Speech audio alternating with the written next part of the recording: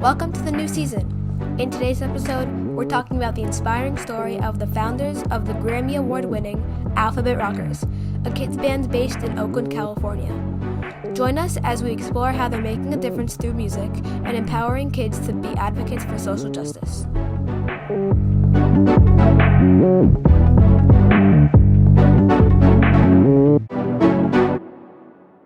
Okay, so my first question for you is, how did you start the band and what was your motivation?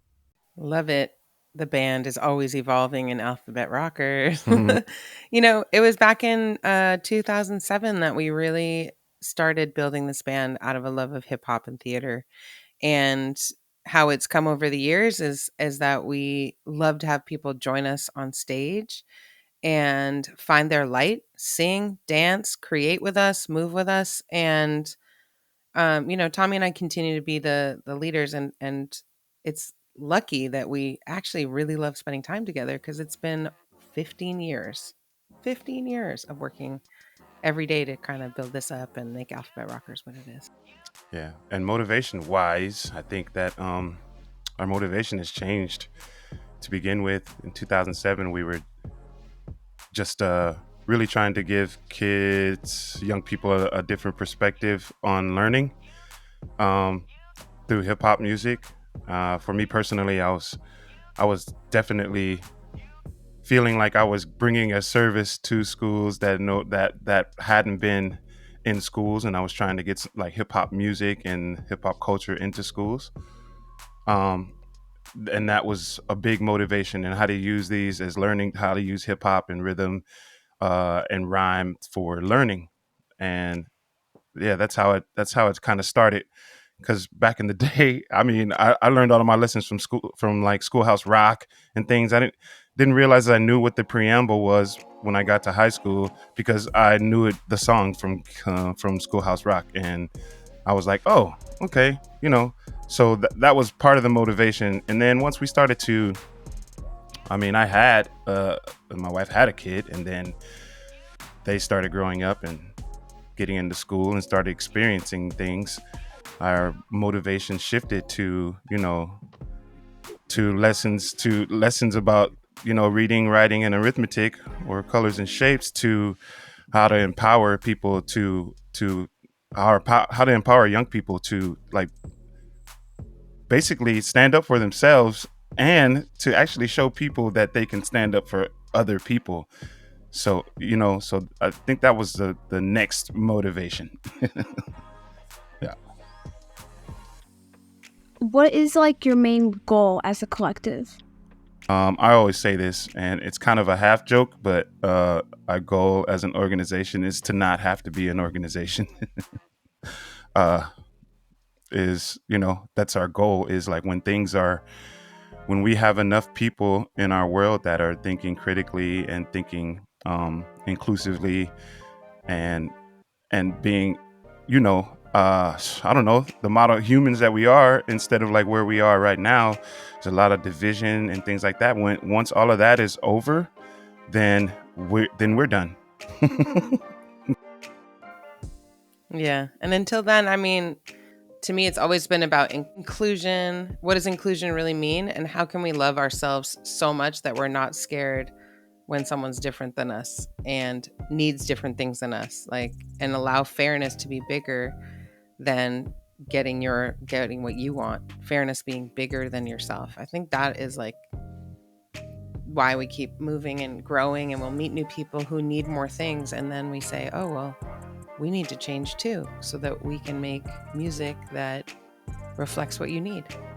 You kind of already answered this already, but how are you including kids in music? Yeah, all over the place.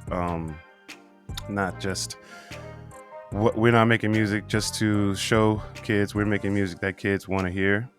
Um, so we do listen to a lot of what young people are saying, and we really listen to how they're saying it, and we help facilitate, like, getting their messages out there. Sometimes we sing the whole song, but it's still a message that a young person was trying to convey, and it's not so far from the messages that we want to convey as well. So we feel happy to be representatives in that way, but we also want to give the credit where the credit is due. Yeah, and one thing that was super fun about working with you in the last 2 years specifically was our Movement in Action program, which we did at Destiny Art Center here in Oakland, California. And it was open to any kid who wanted to learn how to write music, dance, and move with Alphabet Rockers. And the first year we talked about power. And so everybody has something to say about power. Do you feel powerful? And when you feel powerful, you kind of feel good. Not the power where you have to have power over someone, though, right? But you just feel good in yourself. And do you remember the song y'all wrote? It was the Strength in Numbers remix, I think. Yeah. Yes, the Strength in Numbers remix. So everybody had something to say about how they felt powerful. And it was cool to hear because we weren't like, oh no, you shouldn't feel powerful on your skateboard. That's how Matthew felt about riding. It was like, I feel great. That makes me feel full. And then this year we talked about oppression, which, a lot of grownups are afraid to talk to kids about because it's really sad that this is still going on in our cultures everywhere. But y'all had so much to say about it because we dreamt together, like, what could we do to end oppression? Really cool. That was that kind of integration because y'all made artwork before you wrote music, which I think is a really cool thing that most musicians might not do, is actually allow yourself to be a visual artist and then write the bars about your visual art. So that's cool. We're beginners at everything, right? I think that's all the questions that I have written down. But is there anything else you guys want to say that you want to include? First of all, whoever is out there listening to this podcast, you are listening to one of the most brilliant voices in the world. Ilana is someone who is always loving, always thinking, always creating, always open-minded. And this is somebody you want to influence your kids, to talk to your family. And I don't know, it's I was thinking about can we be on the same team together, right? We're not trying to fight nobody. We're not trying to win something, but we want to be on the same team with you. That was Caitlin McGaw and Tommy Solati Shepherd of the Alphabet Rockers. This show was hosted and produced by me, Ilana Guggenheimer. It included music by the Alphabet Rockers. If you enjoyed it, please consider subscribing so you know when another episode has dropped. Also, share this podcast with friends, family, or whoever. It means a lot.